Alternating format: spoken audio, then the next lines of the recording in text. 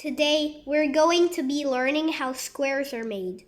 First, all the unused metals go through here, through the shaper, and become squares.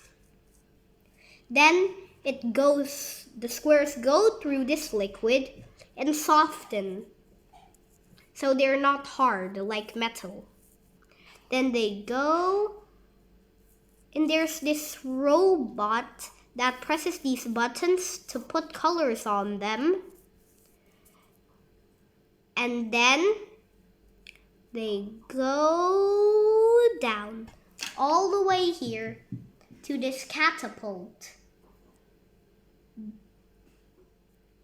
Then it gets launched all the way to the exit. But if it doesn't, it will fall in the lava.